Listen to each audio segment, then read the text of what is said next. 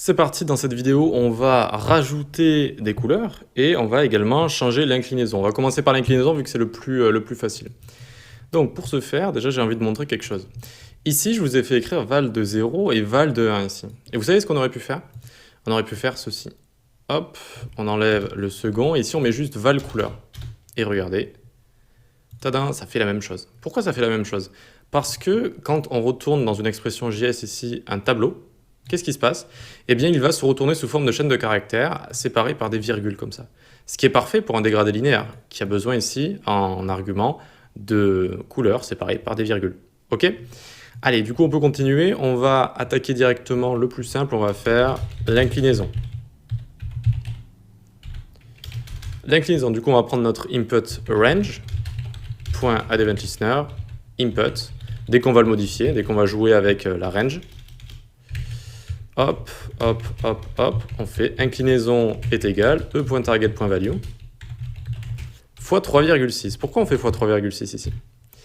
Parce que l'inclinaison est en degrés ici. On a besoin de degrés de 0 à 360. Et la range, elle va que de 0 à 100. Donc on aurait pu changer la range, etc. Mais ce qu'il y a de plus facile à faire, c'est juste fois 3,6. Du coup, on va bien de 0 à 360. Très bien, donc une fois qu'on a ça, on n'a plus qu'à prendre ça pour le remettre à jour. Vu qu'on change d'inclinaison, on a envie de remettre à jour du coup avec la nouvelle inclinaison. Et voilà, aussi simple que ça. Voilà, c'est vraiment la partie la plus facile de ce projet. Regardez, ça fonctionne. Super. Allez, maintenant on va attaquer une fonction qui va nous permettre de rajouter et d'enlever des couleurs.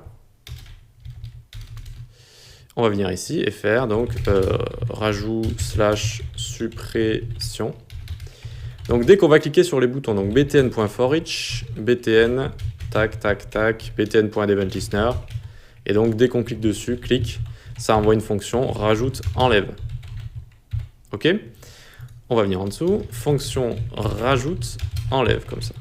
Elle prend l'objet E, d'accord? Quand on présente comme ça l'event listener, on peut toujours prendre l'objet E, de l'objet d'événement. Donc ici, ce qu'on fait, pour commencer, on fait const all inputs est égal document.querySelectorAll imColor. Et là, vous allez me dire, mais attends, pourquoi on le prend? On les a déjà pris, les inputs, ici. Oui, mais on les reprend parce que ici, on va rajouter, enlever des événements, donc des éléments. Donc, on aimera toujours avoir tous les inputs et pas juste les deux inputs du début, d'accord? Qu'on va juste prendre au début. Là, du coup, on aura bien à chaque fois tous les inputs, même si on en a enlevé ou rajouté. Donc, vous inquiétez pas, à chaque fois qu'on va appeler la fonction, eh bien, ça va créer une nouvelle constante, allInput. Et celle qui est avant va être envoyée à la poubelle, si vous voulez. Ok, donc, à chaque rappel de fonction, c'est OK de déclarer des variables à l'intérieur, comme ça. Ensuite, on veut une méthode un peu magique qui va nous des couleurs au hasard. Random color. Mat.floor. Mat.floor, ça sert à retourner l'entier en dessous d'un nombre à virgule. Par exemple, 5,6, ça renvoie 5. 2. Mat.random. Ça renvoie un chiffre entre 0 et 1, 1 non compris. Donc entre 0 et 0,9999. Et ensuite, on va faire ici fois 1, 6, 7, 7, 7, 2, 15. Là, c'est juste un très grand nombre, histoire d'avoir beaucoup d'aléatoires. Et on fait .toString 16. Pourquoi 16? Ça va convertir ce nombre en valeur hexadécimale. 16 ici veut dire que ça va prendre les lettres et les chiffres de l'hexadécimale, d'accord? Comme les couleurs qu'on ajoute ici. L'hexadécimale, ça ne va pas prendre toutes les lettres hexadécimales, toutes les lettres et tous les chiffres, d'accord? Ça va juste prendre les lettres ici. Alors, j'essaye de le vous trouver. Voilà, ça va aller de A à F et de 0 à 9. Et ça fait combien en tout? Ça fait 16 éléments, d'accord? En comptant le 0. Vous voyez, 0, 1, 2, 3, 1 jusqu'à 15, ça fait 16 éléments. Voilà, donc toString, c'est ce que ça veut dire. Ça permet en fait d'avoir cette formule magique, d'avoir une couleur au hasard. On peut le loguer si vous voulez. Random color, normalement si j'appuie sur un bouton, je vais le voir là. Hop, vous voyez que j'ai une couleur qui est apparue. J'ai plein de couleurs. Ok? Très bien, très bien. Allez, maintenant on va s'occuper, donc on l'utilisera un petit peu plus tard, random color, donc je vous l'ai quand même fait écrit ici. Voilà, pour l'instant on va s'occuper du rajout, quand on va cliquer sur plus. If e.target.className, la classe du bouton sur lequel on vient de cliquer, est égale plus, donc si on vient de cliquer sur le bouton plus, et if, du coup, quand on est à l'intérieur de ça, quand on est à l'intérieur de cette condition, quand on vient de cliquer sur plus, if all input.length est supérieur à 8, on return, parce qu'on n'a pas envie de pouvoir ajouter plus de 8 couleurs. Déjà, vous allez voir qu'à partir de 3 à 4 couleurs, ça devient un peu n'importe quoi. Donc, on va empêcher de rajouter plus de 8 couleurs. OK? Donc, sinon, s'il n'y a pas déjà 8 couleurs qui sont là, alors, const nouvelle couleur est égal document.create, j'ai du mal avec les R là, create element input. On crée un nouvel input qui va être une nouvelle couleur avec des données à l'intérieur, etc. Puis, nouvelle couleur.setAttribute classe, on lui rajoute imColor pour qu'elle soit bien stylisée. OK, qu'on puisse la sélectionner également. Nouvelle couleur de setAttribute dataIndex. On va lui mettre index ici.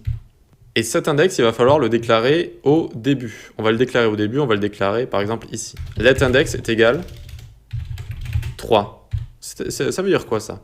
Eh bien, c'est que pour l'instant, on est déjà au deuxième index. Donc, si on en rajoute un, on sera au troisième. D'accord? Donc, c'est pour ça qu'on met 3 ici. Et c'est pour ça qu'on rajoute un index. Donc, on rajoute un élément. Et on lui met 3 ici. D'accord? Ce sera un nouvel input. Il aura l'index 3. Et ne vous inquiétez pas, on va faire index++ à la fin de notre condition ici. Et donc, ça va passer à l'autre index. Si on crée un nouvel élément, ce sera l'index 4 et puis l'index 5, etc., etc. Ici, on peut faire maj alt flèche du bas parce qu'on va mettre un autre attribute. C'est le max length, vous savez, la longueur max. Et elle, c'est tout le temps 7, comme ça. C'est tout le temps 7. Voilà. Ensuite, on va pouvoir mettre un nouvelle couleur.value est égal, on ouvre les backticks. On va mettre un hashtag ici. On n'oublie pas le hashtag $random color. Donc, c'est là qu'on l'utilise. .to uppercase parce que c'est plus sympa les lettres en majuscule. OK? Donc, ce sera sa valeur, ce sera ce qui est écrit à l'intérieur. Puis, nouvelle couleur.style.background. Son fond, il sera égal à quoi, à votre avis? Ben oui, il sera égal à hashtag $accolade random color. Voilà, donc sa valeur, ce sera le random color et son fond, ce sera également cette couleur-là. On n'oublie pas le hashtag devant, sinon ça ne fonctionne pas les couleurs en hexadécimal sans hashtag. Puis, on n'a plus qu'à faire container couleur .appendChild, on lui rajoute un enfant, nouvelle couleur ici. Alors, est-ce qu'on l'a pris ici container couleur comme ça, couleur. Est-ce qu'on l'a pris en haut ou pas? Non, donc on le met bien ici. Const container couleur est égal document.querySelector .container couleur, si je me souviens bien. Vérifions. Container couleur avec un S ici. Très bien. OK, super. Voyons voir déjà si ça fonctionne. On n'a pas fait d'erreur pour voir. Hop. Et voilà. Déjà, on a des couleurs et ça va s'arrêter à 8. Regardez. Là, je clique, ça ne fonctionne plus. D'accord? On a bien les couleurs qui apparaissent. On a bien les fonds qui se mettent à jour. Et maintenant, qu'est-ce qu'il faudrait mettre à jour également? Le fond de notre body, évidemment, notre dégradé, pour qu'on puisse voir en fait qu'est-ce que ça donne ce dégradé sur une grande surface. Donc on est où? On est ici, tac, et eh bien on va pas s'embêter à le recopier, on va juste le prendre ici, par exemple. On remet à jour, hop, le fond comme ça. On remet à jour le fond. OK? Maj du fond, si vous voulez. Et qu'est-ce qu'il faut faire si on a envie de recréer un input aussi? Index++. Pour que le prochain input qu'on construira, eh bien, il aura un index qui sera 4, 5, 6, 7, etc., etc. Alors, est-ce que ça fonctionne? Non, ça ne fonctionne pas. Pourquoi? On est en train de dire à notre fond, tu prends les nouvelles valeurs, mais on n'a pas rentré la nouvelle valeur dans notre tableau de base, donc il garde les deux valeurs de base. Donc, on fait val_couleur, qui est notre tableau de couleur, .push, on lui rajoute. On ne va pas s'embêter à le recopier, c'est où? C'est ici. Hop, tout ça là. On lui rajoute ça, sans le point-virgule à la fin, évidemment. On lui rajoute la nouvelle couleur, .to uppercase. Voilà. Normalement, si je dis pas de bêtises, ça devrait fonctionner. Oui, c'est bon, ça fonctionne. Voilà. Donc, vous voyez qu'à force, déjà, ça ressemble plus à rien, là. Mais on peut changer ça déjà. On a déjà deux fonctionnalités qui fonctionnent. C'est-à-dire qu'on peut rajouter des éléments et on peut toucher à l'inclinaison, comme ça. Pour l'instant, on ne peut pas enlever des éléments, on ne peut pas faire du random sur les éléments et on ne peut pas les changer. Si on fait ça, on peut les changer, mais ça ne change rien au fond, comme ça. Voilà donc ce qu'il va nous falloir rajouter dans les prochaines vidéos.